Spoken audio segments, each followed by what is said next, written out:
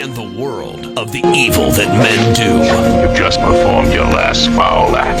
Hey everybody.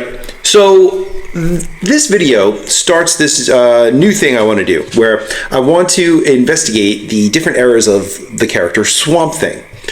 Swamp Thing was a pretty important character to me when I was young, and actually he was one of those characters that seemed to grow up with me as I grew up. His stories became more mature and more evolved and more interesting as I got older with them. One of my biggest memories actually is buying one of the issues of Alan Moore's run in the mid-'80s while I was on vacation with my family, and that issue, which was part of a storyline called the Nuke Face Papers, kind of blew my mind that comics could do this sort of thing. So I want to go back and take a look at the history of the Swamp Thing and look at how the character changed and developed. And today, we're going to start at the very, very beginning. In the world of comic books, weird stuff is just par for the course. When you take a step back from the brightly colored morality tales that make up the bulk of mainstream comic culture, you really start to notice the truly bizarre nature of the reality we as fans are absorbing. Only in this rarefied universe could we so casually accept an alien messiah dressed in shining blue and red, or a living scarlet streak who moves so quickly that the flow of time is merely a simple barrier to be passed through like a curtain of rain. Despite this background microwave radiation of strangeness we fans usually take for granted, there are some characters who are so odd, so outside the usual, that they even give the jaded fans pause. And it is all the stranger when these misfits among misfits become popular enough to last more than 50 years. It's in this category of bizarre longevity and strangeness where we find Swamp Thing.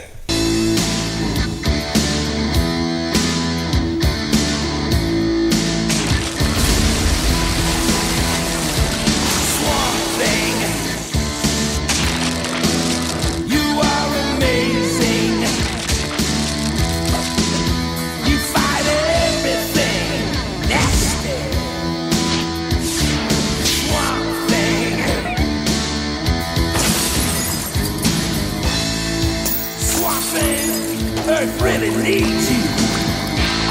Arcane is bad for sure. So come on, fight for right. We need you, Swamp Thing. You are amazing. Swamp Thing is just too odd and too grotesque to easily fit in with the other wish-fulfillment demigods of the DC Universe, but this is exactly where we find him. He has fought alongside mainstream characters like Superman, Batman, Wonder Woman, and was even a member of the side team Justice League Dark during the New 52 era of DC. At this point in comic book history, the walking heap of dripping vegetation is a verified superhero, despite the fact that no fan would ever want to trade places with him like he or she would with someone like, Green Lantern. Swamp Thing's status and longevity is even stranger when we consider his humble origin as a monster in a horror story more than 5 decades ago. The character Swamp Thing first appeared in House of Secrets issue 92, cover dated July of 1971. House of Secrets was an anthology comic, a partner magazine to House of Mystery, and originally ran from 1958 to 1978. It began its life as a weird science fiction and fantasy comic, but transitioned to horror stories in 1971 with the relaxing of the comic code in the late 60s and early 70s. It was this same era that gave us some of the great horror-themed Atlas titles, Marvel's Tomb of Dracula and Werewolf by Night, and DC's Doorway to Nightmare and Ghost Castle. Swamp Thing's premiere story, simply titled Swamp Thing, was an 8-page lead feature written by Len Wein and illustrated by Bernie Wrightson. Len Wein had only been working in comics for about 6 years when he wrote the story.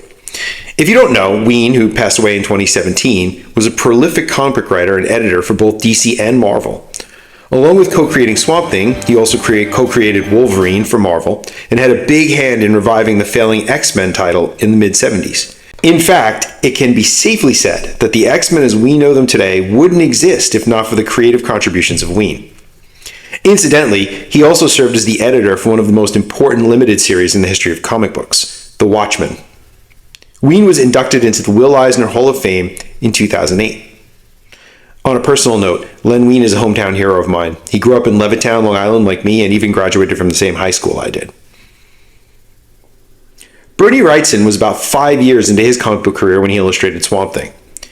It's difficult to discuss the career of Bernie Wrightson without lapsing into hyperbole, so I'm not even going to try and resist. He was the greatest horror illustrator ever. End of discussion. If you doubt me, look up his work in the Warren magazines in the later 70s, his pen and brush illustrations for Mary Shelley's Frankenstein, or Stephen King's extended version of The Stand and King's novella Cycle of the Werewolf, and you will sit gobsmacked by the detail and horrifying beauty of Wrightson's talent. By the way, Wrightson once shared an apartment with Walt Simonson, Howard Chaykin, and friend of our show, Al Milgrom. Part of the inspiration for the original Swamp Thing story came out of a conversation between Ween and Wrightson about a recent romantic breakup that Wrightson had experienced. After Wrightson was done telling Ween how he felt about losing his girlfriend, Ween told him that he had an idea for a story that reflected those same feelings. After Ween briefly described the idea, Wrightson responded, "I really want to draw that." So he did. So, what's the story? Oh, by the way, spoilers ahead if you haven't read House of Secrets 92. And again, if you haven't read it, pause here, go read it, then come right back and finish this video.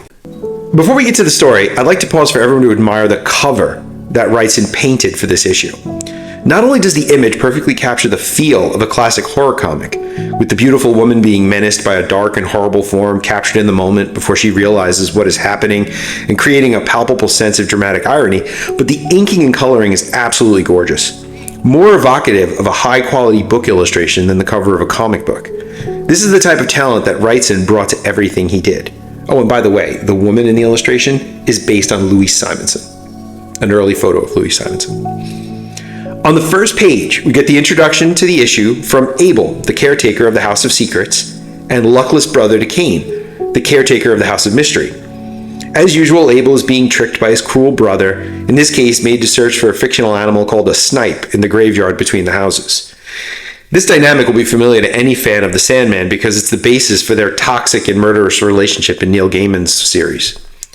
This is another great illustration from Wrightson, perhaps the second best of the issue after the cover. Swamp Thing begins with a series of panels, following the shadow-covered main monster as he walks his way through the bogs toward a lonely Victorian mansion atop a hill. The captions give us a first-person narration of the creature's tortured thoughts as it gets nearer its destination. Len Wein does a great job amping up the melodrama here. In the caption, the edge of the swamp and the mist-wet old mansion that rises like an aging apparition into a cold, expansive sky, a stately sanctuary full of bright lights and promises and memories that bring only pain. This is the kind of high drama that the writers at EC were doing 20 years before. In fact, this entire story owes a lot to the style and execution of the classics like Tales from the Crypt and Tomb of Horrors. What's happening is that Swamp Thing, in this story once named Alex Olson, he would be renamed Holland for the solo series, and the setting would be moved from the Victorian era to the 20th century, is creeping around outside the house where he used to live with his wife, Linda. Linda, believing Alex to be dead, has remarried to Alex's former laboratory partner, Damien Ridge. But all is not well between the married couple. Linda still can't get Alex out of her mind. When we first meet her, she's ignoring Damien, lost in her memories of her love with Alex. They are congratulated on their anniversary by Damien, and we see Linda give Alex a gold bracelet that he swears he will never take off. Those memories are interrupted by the recollection of the lab explosion that, quote-unquote, killed Alex. Damien realizes that Linda hasn't been listening to her, and then we see that Damien was always filled with jealousy about Alex's and Linda's marriage, and that he rigged the explosion to get rid of his rival for Linda's affection. Afterward, he had dragged Alex's battered body out into the swamp and buried him alive. Then, he wormed his way into a marriage with Linda, pretending to be the bereaved friend and comfort in her grief. Now, though, Damien realizes that Linda is growing distance from him, and he worries that she will deduce that he set the explosion that got rid of her husband. And he does what all horror comic villains do. He plans to kill Linda to save himself from the law. Meanwhile, Linda is in her room preparing for bed and can't shake the sensation that someone is watching her. She hasn't noticed the lovelorn monster just outside her window.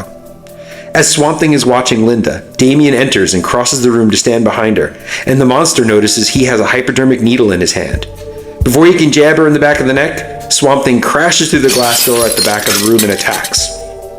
He crushes Damien's wrist, then strangles him, while Linda, his bright golden lady, is screaming behind him. After Damien drops lifeless to the floor, Alex turns to Linda to try to explain and comfort her, but he can no longer talk.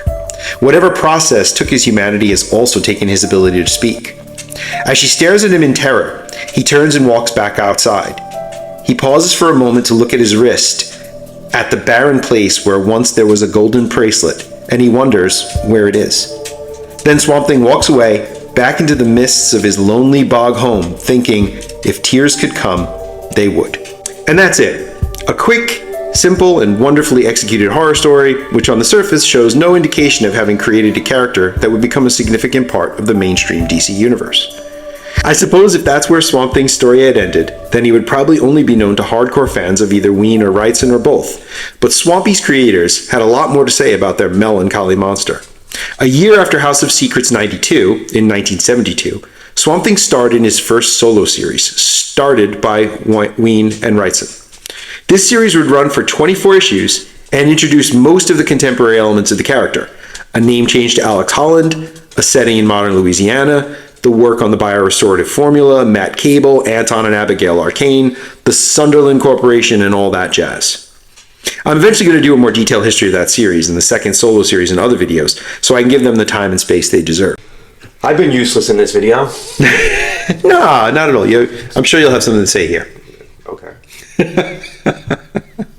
As far as the longevity of Swamp Thing, I think it can be traced back to this very early story. Because Swamp Thing is a misunderstood monster. That's the basis of his entire character. But there were so many misunderstood monsters at the time that take place in these House of Secrets and in all of the... Marvel had a lot more monster-centric titles that introduce a monster in each issue. Yeah. It's funny that Swamp Thing's really... Groot comes out of it too. But Groot is wildly reinvented. Right. But Swamp Thing stays pretty close to that early idea. One of these, which was, in my assumption, supposed to be a one-shot. Yeah, so whereas other heroes are like wish fulfillment characters, like where you're like, oh, I wish I could be the Flash, or I wish I could be Superman or Batman or whatever. Swamp Thing, unfortunately, is sometimes the way fans already see themselves. And you feel sorry for him. Sure, these sort of lovelorn, lost, pitiful creatures, these outsiders forced to always be outside of everything. Right. And I think that's his appeal. In that way, he's a lot more like the X-Men or the Hulk, in that he's kind of stuck outside of normalcy and can never really find his way back in. He's not going to get the girl because he's just too horrible, but he can always strive to use that horror to be better and better. And he's changed significantly all the time, so he's nothing like this creature. No, he... He's not. Through the first solo series and the second solo series, at least half of it, he's pretty close to this monster. In today's comics? But not now. No. And that big change comes about when Alan Moore takes over as the writer, and we'll get to that in maybe the near future. So this will be how many parts of this will we have? I think this is part 1 of 4. Okay. So probably. Make sure you subscribe so you don't miss any of the other parts that Brian's going to do without me. Well, when we talk about the early 80s series, Martin Pascal, we could also talk about the movie. Okay. With Adrian Barbeau. Very good. Yeah. And at some point, the TV show.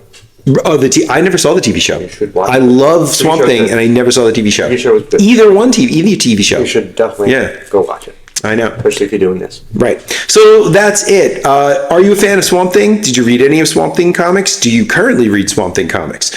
Let us know. Also, let us know what you think of our history. Is there anything we missed that you think we should include? Put it in the comments. Send us an email at collectorsconfessions@gmail.com.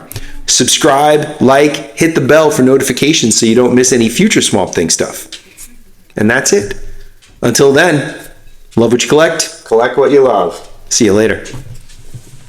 It's not that easy being green.